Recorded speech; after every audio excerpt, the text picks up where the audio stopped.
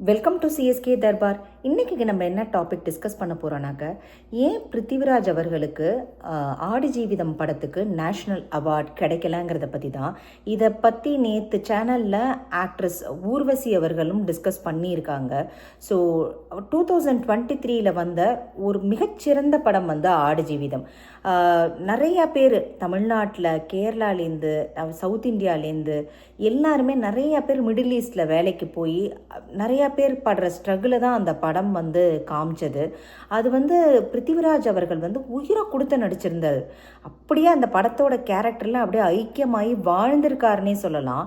அற்புதமாக அவரோட நடிப்பை வெளிப்படுத்தி பேத்திருப்பார். அதுலேருந்து அவர் எப்படி வந்து தப்பிச்சு வராரு அப்படிங்கிறது தான் கதையாக இருந்தது, கதைக்களமாக. அதில் ரொட்டி சாப்பிடுவார். லாஸ்ட்டில் அவர் தன்னோட அடையாளத்தையே மறந்துடுற அளவுக்கு, யாருன்னு தெரியாத அளவுக்கு மாறுற அளவுக்கு அவர் வந்து உருக்குழைச்சி அவர் வந்து நடிச்சிருப்பார் அந்த படத்தில். ஆனால் அது ஏன் தெரில, ஜூரி அசுதோஷ் அவர்கள் வந்து எக்ஸ்பிளனேஷன் கொடுத்துருந்தாரு. அவரோட ஆக்டிங் வந்து வாஸ் நாட் நேச்சுரல். எனக்கு புரியவே இல்லையே, அவ்வளோ நேச்சுரலாக, என்னை பொறுத்தவரையிலையும் ரொம்ப ரொம்ப நேச்சுரலாக இருந்த மாதிரி இருந்தது. அது எப்படி நேச்சுரலாக இல்லைன்னு சொல்லி சொன்னாங்கன்னு தெரில. அதே மாதிரி ரியல் லைஃப் சேட்னஸோட ஃபீல் பண்ண முடியலை அப்படின்னு சொல்லி அந்த ஜூரி சொல்லியிருக்காரு.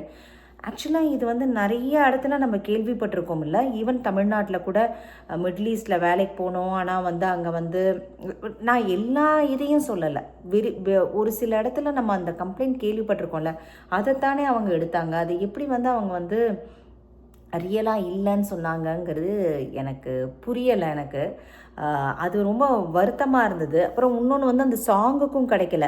ஜஸ்ட் பிகாஸ் வந்து இங்கிலீஷில் டைட்டில் இல்லை அப்படிங்கிறதுக்கோசரம் அந்த ஆடு ஜீவிதமில் வந்த படத்தோட சாங்குக்கும் கிடைக்கல. ஸோ இது வந்து என்ன சொல்கிறது, அவருக்கு கிடைக்காதது வந்து ஒரு ரசிகர்களாக மட்டும் இல்லை, சினிமாவுக்குமே அது பெரிய ஏமாற்றம் தான். நேஷ்னல் அவார்டு அவருக்கு கிடைக்காதது. ஏன் மித்த படத்துக்கெலாம் ஏன் கிடைச்சிது, அதெல்லாம் நம்மளோட இது கிடையாது. கிடைக்காததுக்கு நம்ம வாய்ஸ் கொடுக்கணும் அப்படின்னு நான் நினச்சேன். அதே மாதிரி அவருக்கு நேஷ்னல் அவார்ட் கொடுக்காதனால அந்த படத்தோட மதிப்பு வந்து என்றைக்குமே குறைய போகிறதில்ல. இது வந்து என்னோட கருத்து. இதை சொல்லிவிட்டு நம்ம அடுத்தது வந்து ஊர்வசி அவர்கள் நேற்று இதை பற்றி, இந்த டாப்பிக்கை பற்றியும் பேசினாங்க. அவங்களுக்கு வந்து அவங்க என்ன அந்த டாப்பிக்கில் பேசியிருந்தாங்கனாக்க, அவங்களுக்கு பெஸ்ட் சப்போர்ட்டிங் ஆக்ட்ரஸ் அவார்ட் கிடச்சிருந்தது. நம்ம கூட அதுக்கு ஒரு வீடியோ போட்டிருந்தோம் அவங்களுக்கு கங்க்ராச்சுலேட் பண்ணி. ஆனால் அவங்களோட பார்வை வேறமாக இருந்தது. ஆக்சுவலாக நான் வந்து அந்த படத்தில் வந்து சப்போர்ட்டிங் ஆக்ட்ரஸாக நான் நடிக்கலை, நான் தான் மெயின் கேரக்டர், மீனிங் மெயின் ஹீரோயினாக நான் நடித்தேன். ஆனால் எனக்கு சப்போர்ட்டிங் ஆக்ட்ரஸ்ன்னு சொல்லிட்டு அந்த விருதை கொடுத்துருக்காங்க.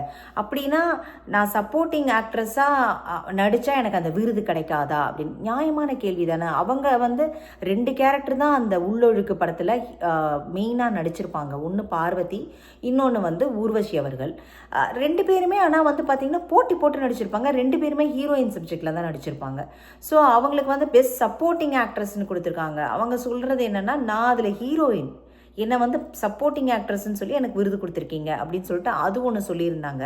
அதே மாதிரி ஜூரியெல்லாம், சவுத் இண்டியன் ஜூரிஸ் எல்லாம் என்ன பண்ணுறாங்க, ஒரு நல்ல தமிழ் சினிமாவுக்கு வந்து விருது கிடைக்க மாட்டேங்குதே. சே ஃபார் எக்ஸாம்பிள் இந்த ஆடு ஜீவிதத்தை சொன்னாங்க, உயிரை கொடுத்து நடிச்சிருந்தாங்க, அவங்களுக்கு விருது கிடைக்கல. அதே மாதிரி இவங்களோட படமே ஜே பேபின்னு, அது வந்து ஒரு பயோபிக் மாதிரி ரொம்ப நல்லா ஆக்டிங் பண்ணியிருப்பாங்க. அந்த ஜே பேபின்னு பார்க்காதவங்க போய் பார்த்தீங்கன்னா ஊர்வசி அவர்கள், அதில் வந்து ஒரு வயசானவங்க வாழ்ந்த அதோட அதெல்லாம் ஜூரிஸ் பார்த்தாங்களானே கூட தெரியலை, அந்த அளவுக்கு தான் இருக்குது அப்படிங்கிற மாதிரியும் சொல்லியிருந்தாங்க.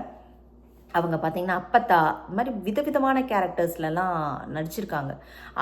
அதோட ஆதங்கத்தெல்லாமும் அவங்க சொல்லியிருந்தாங்க. அவங்க வந்துட்டு இந்த மாதிரி அப்படின்னா யாருமே வந்து இந்த மாதிரி லைஃப் பிக்கு, பயோபிக்கு இதெல்லாம் வந்து பார்க்க மாட்டாங்களா, இல்லை இவங்களுக்கெல்லாம் அவார்டே கிடைக்காதா அப்படிங்கிறது அவங்க கொஸ்டின் ரைஸ் பண்ணியிருந்தாங்க.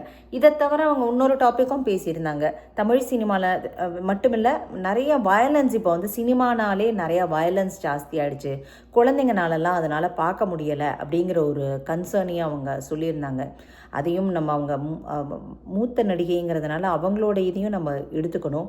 நிறையா நம்ம வந்து வயலன்ஸ் இல்லாத சினிமாவையும் ஆதரிக்கணும் அப்படிங்கிறது அவங்களோட கருத்தாக இருந்தது. அவங்க வந்து நேற்று வந்து வாய்ஸ் ரேஸ் பண்ணியிருந்தாங்க. ஆடு ஜீவிதத்துக்காகவும் அவங்களோட படம் ஜேபேபிக்காகவும் அவங்களுக்கு பெஸ்ட் சப்போர்ட்டிங் ஆக்ட்ரஸ் கிடைச்சது சந்தோஷம்தான். ஆனால் அந்த படத்தில் நான் மெயின் ஹீரோயின், ஆனால் எனக்கு பெஸ்ட் சப்போர்ட்டிங் ஆக்ட்ரஸ் அவார்ட் கொடுத்துருக்காங்க அப்படிங்கிற கன்சர்னையும் அவங்க சொல்லியிருந்தாங்க. ஸோ இதெல்லாம் உங்கள் இதுக்கு சொல்லுச்சு. நீங்கள் என்ன நினைக்கிறீங்க? ஆடு ஜீவிதத்துக்கு கட்டாயம் கிடச்சிருக்கணும். இது மாதிரி வேறு ஏதாவது படம் வந்து மிஸ் ஆயிடுச்சா நம்ம தமிழ் சினிமாவில் 2023 அதையும் பதிவு பண்ணுங்கள், எனக்கு தெரிஞ்சுக்கணுன்ட்டு இருக்கு.